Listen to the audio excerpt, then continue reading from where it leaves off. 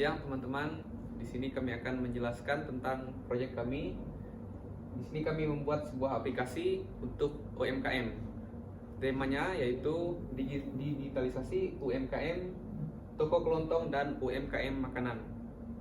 Perkenalkan, saya Taburi. Saya Valentino Rossi. Saya Krista Sania. Dan saya Dardius. Ini latar belakang dari proyek kami. Sebagai bagian dari program transformasi digital UMKM di Kota C1, Dinas Koperasi dan UMKM mengadakan pelatihan digitalisasi untuk UKM skala mikro. Di antaranya yang pertama itu seperti toko kelontong, kemudian warung makanan, dan penjual makanan ringan rumahan. Jadi daripada kami membuat aplikasi ini dari nol untuk setiap jenis usaha, kami memutuskan menggunakan kembali modul-modul dari sistem POS atau Point of Sale dan manajemen inventory yang sebelumnya dikembangkan untuk koperasi simpan pinjam. Selanjutnya, ini ada metode. Kami di sini menggunakan extreme programming, di mana terdapat 4 langkah utama. Yang pertama itu adalah planning atau perencanaan, kemudian desain, selanjutnya coding atau implementasi, selanjutnya yang terakhir adalah testing atau pengujian.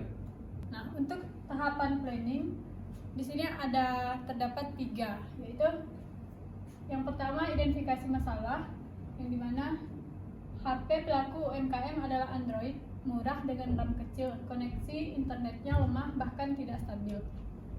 Yang kedua, masih mencatat secara konvensional yang tidak efisien. 3, tidak memiliki alat bantu untuk mempercepat transaksi dan melihat stok secara tepat. Selanjutnya, yang kedua ada kebutuhan fungsional. Kebutuhan fungsional, pengguna dapat memilih produk dan mencatat transaksi. Yang kedua, sistem menghitung total dan kembalian otomatis. Yang ketiga, ada pengguna dapat menambahkan produk. Yang keempat, sistem menampilkan jumlah stok real time. Yang kelima, stok otomatis berkurang saat terjadi penjualan. Yang keenam, penjualan dapat mencatat transaksi hutang dan pelanggan. Yang ketujuh, pengguna dapat menandai hutang sebagai lunas. Selanjutnya ada planning. Yang ketiga, kebutuhan non-fungsional. Yang kesatu, aplikasi harus berjalan lancar pada HP Android dengan RAM 2 GB ke atas. 2. Aplikasi dapat memproses transaksi dalam kurang dari 2 detik. Yang ketiga, semua harga tampilan dalam format rupiah Rp. Yang keempat, data pengguna disimpan secara lokal dan ekskripsi SQLite. Oke, selanjutnya kita akan masuk ke tahapan desain atau wireframe atau seperti kerangka. Kita masuk ke sidebar, home, kasir, dan inventory. Dan hutang piutang dan laporan penjualan. Ini hanya sebuah kerangka, nanti akan didesain oleh kami. Nah, selanjutnya ke tahapan coding.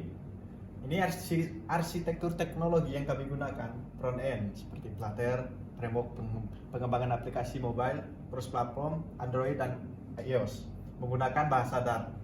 Backend-nya kami menggunakan Express.js, framework Node.js untuk membangun aplikasi yang fleksibel dan ringan. Database-nya kami menggunakan SQLite lokal, sistem manajemen basis data relasional dan ringan dan dapat disematkan dalam aplikasi. Nah, masih masuk ke tahapan coding. Sekarang kita langsung implementasinya. Tadi kan sudah disinggung dari desain, wireframe-nya ya kurang lebih sama lah. Sidebar-nya ada mode gelap, notifikasi, home-nya kayak gini, kasirnya bisa muncul produknya. Sekarang inventory kayak gitu tampilannya. Nah, ini tadi untuk hutang piutang dan laporan penjualan. Ini sesuai sih tadi sama dengan yang wireframe, paling beda-beda sedikit.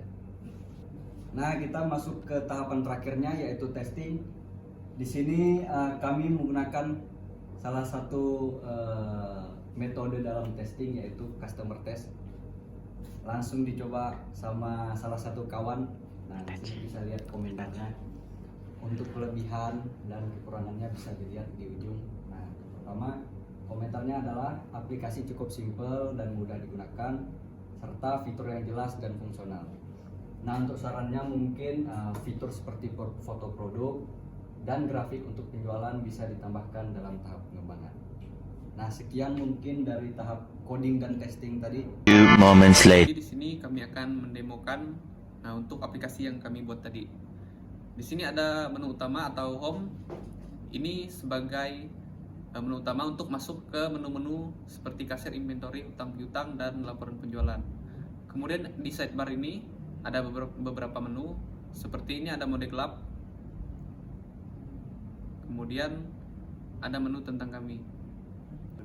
Nah, dari menu ini kita akan mencoba masuk untuk menu inventory. Sini menu inventory barangnya kita akan menambahkan nama produk barangnya. Misal saya tulis jus semangka. Jus semangka, oke. Harga belinya misalnya 5.000. 5.000. Harga jualnya kita jual 10.000. Terus 10.000 dan stok awalnya kita akan menambahkan 20 stok. Nah, kita akan menambahkan produk ini. Di sini udah ada untuk kita menambahkannya. Kita akan tekan tambah produk dan otomatis produk berhasil ditambahkan. Nah, di sini sudah kelihatan di bagian paling bawah jus semangka. Untuk produknya udah ditambahkan kan ya sama Mas Darlius. Sekarang kita masuk ke kasirnya. Kita cek barangnya nih, udah ada jus semangka. Kalau pengen nambahkannya tinggal tekan ini aja. Tuh, udah berkurang tuh stoknya. 2 misalnya lah ya. Sini kita tekan proses pembayaran. Nah, di sini ada 2 opsi untuk pembayaran tunai dan hutang. Kalau pembayaran tunai berarti dia masuk ke laporan penjualan tadi. Nah, kalau untuk hutang berarti kita mencatat nama pelanggannya di modul hutang piutang. Oke, kita coba untuk pembayarannya dulu. Ini totalnya 20.000. Misalnya kita bayar 25.000. Di sini ada fungsi hitung kembalian. Jadi kalau pengen lihat berapa kembaliannya, tinggal tekan tuh 5.000 ya. Langsung aja kita proses. Nah, kita cek ya. Tuh, udah ada tuh 20.000, 20.000. Sekarang kita coba untuk masukkan dia ke hutang piutang. Oke, kita tambahkan 1 misalnya. Masuk ke hutang. Namanya misalnya Aptaburi. Tekan catat hutang. Apakah sudah muncul? Ke menu hutang piutang. Di menu ini terdapat bayar hutang. Kalau kita mau bayar hutang, tinggal tekan bayar hutang, bayar, otomatis dia terlunasi. Selanjutnya kita lanjut ke laporan penjual. Laporan penjual ini terdapat total dari keseluruhan. Dan di sini tadi ada yang Valentino beli dan dia munculnya di sini 20.000. Oke. Dan